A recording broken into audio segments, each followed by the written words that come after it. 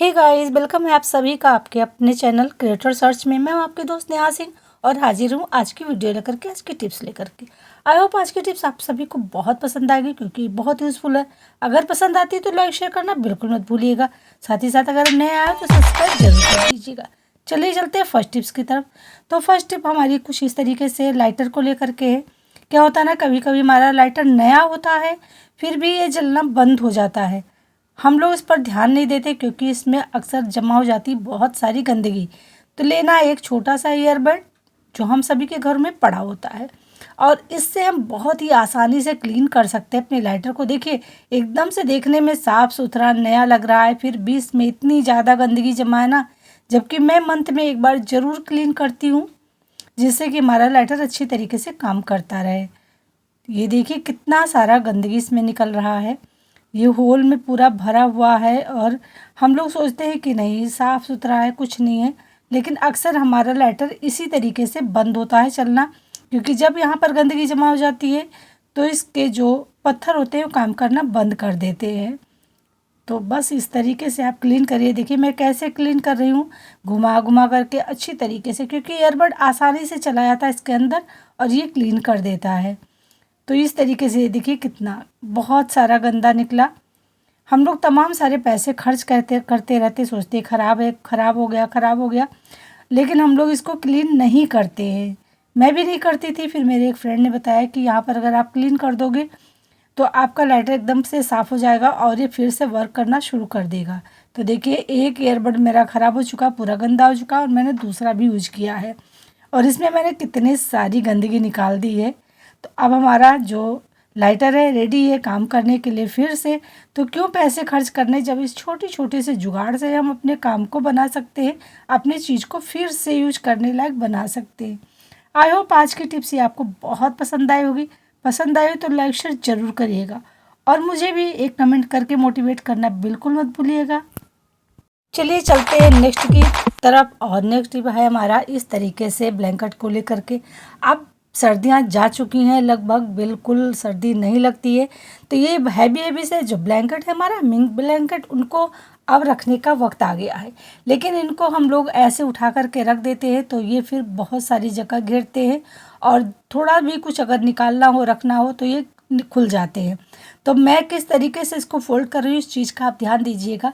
बस कितनी आसानी से ये फोल्ड हो गया और बहुत छोटा सा बन करके रेडी हो गया है। ये देखिए इतना हैवी सा ब्लैंकेट, और आप इसको आप कैसे भी फेंकिए, इधर उधर डालिए, बिल्कुल खुलेगा नहीं।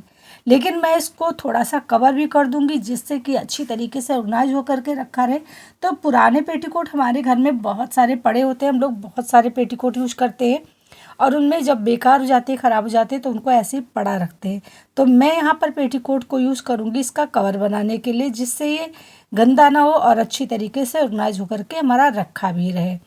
तो बस जिधर हम लोग नेफा लगाते बांधते उधर मैंने लगा दिया इस तरीके से गांठ और ये यहाँ पर बंद हो गया। चलिए अब दूसरी तरफ से इसको डालते हैं और आप ब्लैंकेट देख रहे हैं कितना बढ़िया तरीके से बंद होकर के रखा है। और बस उसके बाद में हम इस पे चढ़ा देंगे इस कवर को। ये देखिए किस तरीके से मैंने इसको ऑर्गेनाइज किया है और ये पता है ना बहुत अच्छी तरीके से रखा भी रहता है और देखने में भी अच्छा लगता है, गंदा भी नहीं होता है। और अब आप इस ब्लैंकेट के ऊपर 2 से 3 ब्लैंकेट और रख सकते हो जहाँ पर भी आप रखोगे। जैसे कि मैं एक अलमीरा बनाए हुए हूँ उसमें रखती हूँ। तो बस इस तरीके से जब हम रख देते हैं तो ये देखिए अब यहाँ पे मैं लगा दूँगी एक नॉट इस तरीके से पकड़ करके, और यहाँ पे आप चाहो तो रबर बैंड लगा दो, चाहो तो आप नॉट भी कोई लगा दे, कपड़े से भी लगा सकते हो। तो मैं यहाँ पे रबर बैंड लगा दे रही हूँ, ये देखिए इस तरीके से। और ये हमारा कितना बढ़िया सा ऑर्गेनाइज होकर के रख गया है ना। अब आप इसको चाहे खुले में भी रख सकते हो, चाहो तो आप इसे बॉक्स में रख दो या जहाँ भी रखोगे कम जगह में, और आपका ये ब्लैंकेट सुरक्षित रखा है। तो है ना बहुत ही कमाल की टिप्स। आपको कैसी लगी ज़रूर कमेंट करके बताइएगा और शेयर करना तो बिल्कुल मत भूलिएगा। चलिए आप मिलेंगे नेक्स्ट टिप्स में और उसको दिखाते हैं कि मैं वहाँ पर क्या करूँगी और कैसे क्या ऑर्गेनाइज करूँगी। तो चलिए ये आ गई मैं नेक्स्ट की तरफ। तो ये जब हम लोगों का हाथ में कोई चोट लग जाती है, कट लग जाता है, तो हम लोग बैंडेज ज़रूर बांधते हैं क्योंकि ये सबसे सरल तरीका होता है। बैंडेज बांध लो, थोड़ा सा सेफ्टी रहेगा और हम आराम से अपने घर का काम कर पाएंगे, क्योंकि हमें घर का काम करना तो ज़रूरी होता है। लेकिन क्या होता है ना, हम लोग इसको गलत तरीके से बांधते हैं, जिससे थोड़ी थोड़ी देर पे ये निकल जाता है और ख़राब हो जाता है। तो मैं आपको दिखा रही हूँ कि हम लोग बांधते कैसे, बस ऐसे हम लोग लगा लेते हैं ना इसको निकाल करके। लेकिन ये गलत तरीका, जब हम लोग इस तरीके से बांधते हैं और ऐसे हाथ चलता है हमारा, तो ये निकल जाता है, ख़राब हो जाता है और बहुत जल्दी छूट भी जाता है। तो इसको सही तरीके से कैसे लगाया जाए, जिससे कि आप इसको 2 से 3 दिन तक लगाए रखोगे और ये निकलेगा नहीं। मतलब आपका हाथ जब एकदम ठीक हो जाएगा ना, तब आपको बैंडेज उतार कर फेंक देने की ज़रूरत पड़ेगी। अपने आप से ये बिल्कुल ख़राब नहीं होगा और निकलेगा नहीं। जैसा कि आपने देखा, मैंने दोनों तरफ से कट लगा दिया है। अब हमें क्या करना है, इस तरीके से रखना है और यहाँ पर इस तरीके से लगाना है। चलिए इसको पूरा मैं खोल करके आपको सही से दिखाऊंगी, तभी आपकी समझ में आएगा। तो ये देखिए, हमने यहाँ से इसको निकाल दिया। देखिए पूरा निकाल दिया, कुछ नहीं किया और इस तरीके से रखा। अब मेडिसिन वाली जगह पे मैंने अपने जहाँ चोट लगी वो रखा और इस तरीके से जो पर एक स्ट्रिप मैंने लगा दी जो कट की थी। अब चलिए दूसरी तरफ भी निकाल देते हैं। दोनों को मैं साथ साथ नहीं लगाऊंगी और अब उठाऊंगी मैं उसके अपोजिट साइड वाला ये हिस्सा और अब यहाँ पे क्रॉस बना करके और इस तरीके से लगा दूंगी।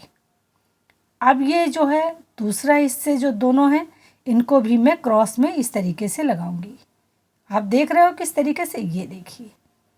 अब आप कितना भी हाथ चलाओ, कितना भी पानी गिरेगा, कुछ भी होगा ना, अब आपका जो ये बैंडेज है ना बिल्कुल नहीं निकलेगा, क्योंकि हमने कुछ इस तरीके से इसमें क्रॉस बनाया हुआ है, इस तरीके से। तो ये अच्छी तरीके से चिपक जाता है, जो बिल्कुल निकलता नहीं है। तो ये बहुत ही सरल सा और सही तरीका है, जिससे कि हमारा पैसा भी बचेगा और हमारा जो चोट लगा है वो भी सेफ रहेगा, उस पर किसी तरीके की धूल मिट्टी गंदगी नहीं लगेगी। आई होप आपको ये तरीका ज़रूर पसंद आया होगा और ये टिप भी अच्छी लगी होगी। तो आप इसको शेयर जरूर कर दीजिएगा, जिससे और लोग भी इसका फ़ायदा उठा सके। तो चलिए चलते हैं नेक्स्ट की तरफ। नेक्स्ट टिप्स भी आपको बहुत पसंद आएगी। तो ये देखिए, मैंने चेन पहना हुआ था ना, ये देखिए किस तरीके से बालों में उलझ गई है। अक्सर ये होता है, जो इसका हुक होता है ना, हमारे बालों में उलझता रहता है और हम क्या करते हैं, बार बार इसको खींच करके सही करते हैं। तो हमें करना क्या है, जब हम पहन लें चेन को, फिलहाल तो मैं पहन कर नहीं दिखा रही हूँ आपको, ऐसे दिखा रही हूँ। तो हमें यहाँ पे लेना है एक छोटा सा टेप। इस तरीके का जो सेलो टेप होता है ना, उसको ले लेना, छोटा सा, बहुत आधा इंच के लगभग ही लेना है बस। चलिए इसको कट कर लेते हैं। देखिए मैं किस तरीके से अपने सेलो टेप को रखती हूँ और ये यहाँ पे हुक पे लगा लेना है, मतलब किसी से लगवा लेना, खुद से तो नहीं लगाया जाएगा, या फिर आगे करके आप लगा सकते हो। तो इस तरीके से इसको लपेट देना है। अब इससे क्या होगा ना, जो हमारा हुक है वो थोड़ा सा सिक्योर हो जाएगा, सेफ हो जाएगा। अब इससे 2 फ़ायदे होंगे आपके, वो भी बता दूँ। एक तो आपके बालों में बार बार फंसेगा नहीं, फंसने से खुलने का भी डर रहता है और गिरने का, हमारा चेन का डर रहता है। और दूसरा है, इसे कोई चोर निकाल नहीं पाएगा, क्योंकि इस तरीके से हमने इसको सिक्योर कर रखा है। तो जब वो खोलेगा ना ये सेलो टेप को, तो हमें पता चल जाएगा। तो ये 2 तरीक़ों से हम अपने चेन को सिक्योर कर सकते हैं, सिर्फ एक बैंडेज से। तो कैसा लगा ये टिप, ज़रूर कमेंट करके बताइएगा। हाँ चलिए मिलते हैं नेक्स्ट की तरफ और दिखाते हैं क्या है। ये इस तरीके से पत्ता गोभी आजकल हम सभी के घरों में खूब आ रही है और इसका सीज़न भी लगभग जाने वाला है।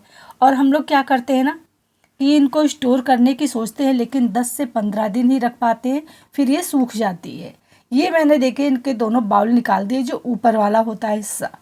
अब मैं इसको कट करूँगी, मैं इसको रखूँगी स्टोर करके लगभग 2 महीने, क्योंकि पत्ता गोभी का काम होता है, हम लोग बहुत सारी चीज़ों में इसको यूज करते हैं।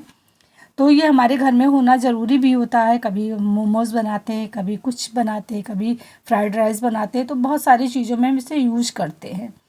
तो मैं इसको निकाल रही हूँ, जो इसका मेन वाला गांठ होता है ना, उसको, जो जड़ होती है ना, इस जड़ वाला हिस्सा मैं अंदर तक का पूरा निकालूंगी, क्योंकि अक्सर हमारी गोभी जो होती है यहीं से ख़राब भी होती है और यहीं से सूखती भी है, क्योंकि जब यहाँ से मॉइस्चर ख़त्म होने लगता है तो गोभी भी सूखने लगती है।